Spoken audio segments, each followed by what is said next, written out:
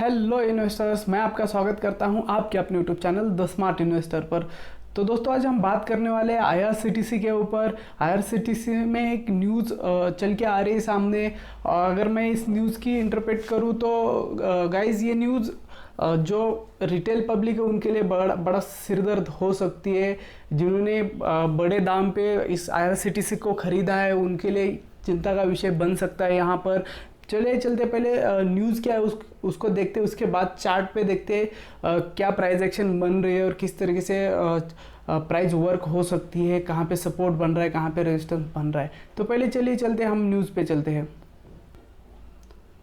तो दोस्तों, ये न्यूज़ ये है, जो रेलवे मिनिस्ट्री है, रेलवे मिनिस्ट्री एक नया रेवेन्यू मॉडल ला रही है, न्यू रेवेन्यू मॉडल ला रही है, जिसमें उनका कहना है कि वो जो माइनॉरिटी शेयर होल्डर्स है, रिटेल पब्लिक है, उनको प्रोटेक्ट करेगी, उनके बारे में सोच के एक नया मॉडल बनाने वाली है। हालांकि पिछली बार इन्होंने यही कहा था कि जो आईआरसीटीसी को जो ऑपरेटिंग प्रॉफिट मिलता है, जिससे एक ऑपरेटिंग प्रॉफिट का एक सबसे बड़ा सोर्स है जो टिकट जनरेट होता है, उसके ऊपर जो चार्ज लगाती है आईआरसीटीसी, उसका उससे जो रेवेन्यू मिलता है वो सबसे बड़ा ऑपरेटिंग प्रॉफिट का रेवेन्यू है।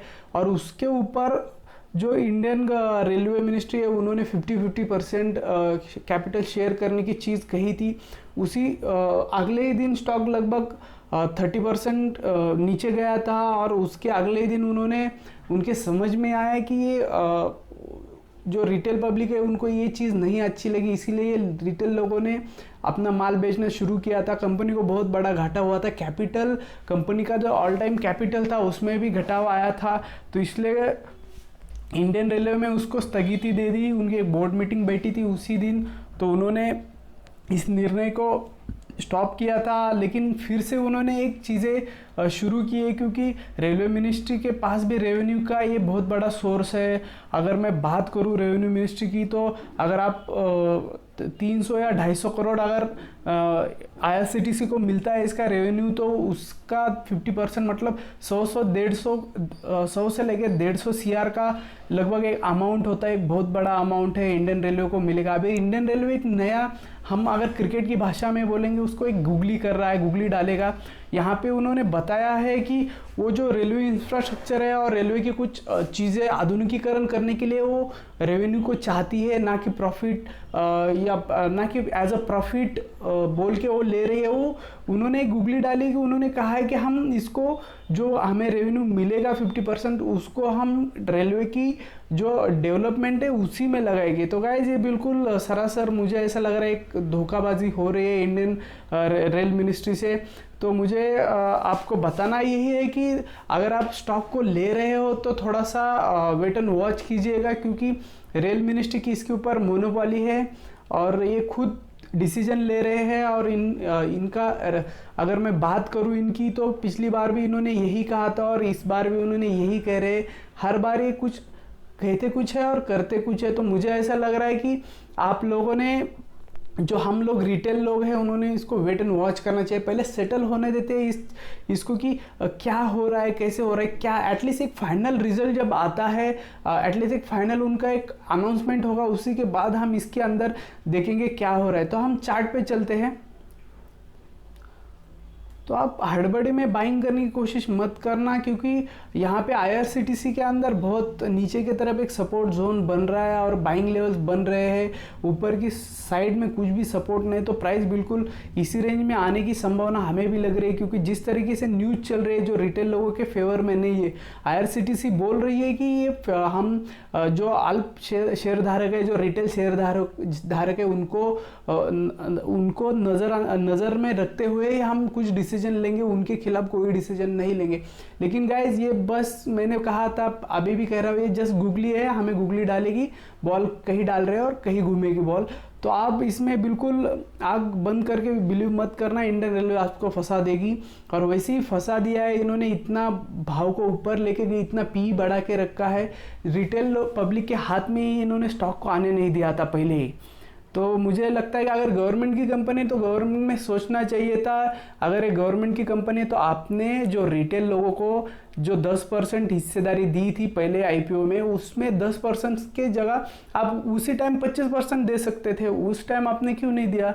तो ये इस तरीके से कुछ हो रहा है, तो इसके आप वेट एंड वॉच करिएगा। एक जिसे हम कहते हैं एक फाइनल डॉक्यूमेंटेशन या फाइनल अनाउंसमेंट होने दीजिएगा, उसके बाद भी स्टॉक के अंदर इन्वेस्टमेंट करने की सोचिएगा। फिलहाल अगर मैं बात करूं तो प्राइस यहाँ पर देखिए बिल्कुल मैग्नेटिक जोन को यहाँ पे उसने रेजिस्टेंस लिया था। इस वाले दिन में मैंने वीडियो बना था, उसी दिन कहा था एक मैग्नेटिक जोन बन रहा है, तो एक मैग्नेटिक जोन के नीचे अगर प्राइस जाती है तो प्राइस को उसके ऊपर उसको तोड़ने में बहुत बड़ी दिक्कत आती है, और यही हुआ है। इसीलिए मैं बोलता हूँ कि एक मैग्नेटिक जोन के ऊपर आप ध्यान दीजिएगा। ये मैथमेटिकल कैलकुलेशन है, इसके अंदर में पूरे जो मार्केट का डेटा बन रहा है, जो डेटा पॉइंट बन रहे हैं, उसको भी हम एनालिसिस करते हैं, उसके बाद ही हम ये सब चीज़ों का अनुमान लगाते हैं। तो आप यहाँ पर देखिएगा एक पोटेंशियल बाइंग प्रेशर जोन यहाँ पे बन रहा है। अगर मैं बात करूँ 732 से लेकर 764 के रेंज में एक पोटेंशियल बाइंग प्रेशर जोन बन रहा है। अगर प्राइस इसको होल्ड करती है तो यहाँ से प्राइस बिल्कुल हायर लो बनाते हुए ऊपर चली जाएगी। अगर इसको यहाँ पे सस्टेन नहीं करेगी तो दोबारा से लोअर हाई बनाते हुए प्राइस लाइफ टाइम लो के पास आएगी। अगर गाइज आपको मैं एक और बात बता देता हूँ, अगर प्राइस पोटेंशियल बाइंग जोन को अगर ब्रेक कर देती है तो प्राइस बिल्कुल नया लाइफ टाइम हाई बना देगी। ये आप लिख के लेना, क्योंकि यहाँ पर डेटा वाइज अगर मैं बात करूँ तो यहाँ पे बहुत बड़ा डेटा बन रहा है इसी रेंज के अंदर। अगर इस रेंज को प्राइस होल्ड करती है तो बिल्कुल यहाँ से फिर से प्राइस उठेगी, हायर लोज बनाते हुए प्राइस ऊपर चली जाएगी। लेकिन इस रेंज को अगर प्राइस होल्ड नहीं कर पाती है तो बिल्कुल प्राइस एक नया लो बना देगी। आप इस चीज़ को आप ध्यान रखना, क्योंकि ऊपर साइड में अभी फिलहाल जाने का कोई अगर मैं लॉन्ग टर्म की बात करूँ तो आईआरसीटीसी एक फंडामेंटल बहुत ही बढ़िया कंपनी है। फिलहाल मार्केट में मोनोपोली है, मोनोपोली से बढ़कर एक गवर्नमेंट मोनोपोली है। इसमें किसी को आने ही नहीं दिया, या जो प्राइवेट पार्टनर्स है उनको लिया ही नहीं है गवर्नमेंट में। तो हाँ, वैसे हम बोल सकते हैं एक मार्केट में गवर्नमेंट मोनोपोली बनाई हुई है गवर्नमेंट में, तो प्राइस बिल्कुल ऊपर जाएगी।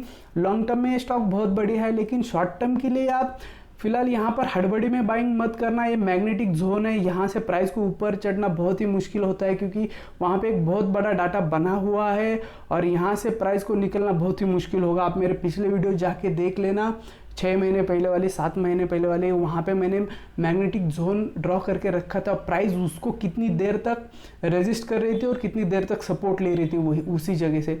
तो गाइज ये है आईआरसीटीसी की टेक्निकल एनालिसिस। अगर नीचे की बात करूँ तो आप 732 से लेकर 764 के जो रेंज में अगर प्राइस मिलती है तो वहाँ पे एक्यूमुलेशन कर लेना आप। बिल्कुल एक एक्यूमुलेशन जोन है और बहुत बड़ा एक्यूमुलेशन जोन है। अगर प्राइस वहाँ पे होल्ड नहीं करती है तो आप बिल्कुल आग बंद करके सोचना है नया लो ही बना देगी। अगर प्राइस यहाँ से ऊपर चलने लगती है तो उसके लिए पहला रेजिस्टेंस होगा 979.52, दूसरा रेजिस्टेंस होगा 1100। तो गाइज ये थी इंडियन आईआरसीटीसी की टेक्निकल एनालिसिस। तो मेरी माने तो फिलहाल आईआरसीटीसी सेलिंग में है स्टॉक, तो आप इसको जिसे हम बोलते हैं एक सेलिंग स्टॉक को आपको हड़बड़ी में बाइंग नहीं करना चाहिए, उसको एक सपोर्ट बनने दीजिएगा, एक प्राइस एक्शन बनने दीजिएगा, उसी के बाद आप इसके अंदर बाइंग बनाइएगा। तो गाइज ये थी आईआरसीटीसी एक न्यूज़ एनालिसिस और टेक्निकल एनालिसिस। तो आपको वीडियो अच्छा लगा तो चैनल को लाइक कीजिए, चैनल को सब्सक्राइब कीजिए और कमेंट में ज़रूर लिखना अगर आपको मेरा वीडियो अच्छा लगा तो, या आप मेरे बारे में कुछ सजेशन देना चाहते हैं या वीडियो के अंदर कुछ चीज़ गलत लग रही है तो आप उसी के बारे में भी आप मुझे सजेशन कर सकते हो, या आपको किसी और टॉपिक पे वीडियो चाहिए तो वो भी आप सजेस्ट करते हो। तो guys, thank you for watching my video, thanks a lot.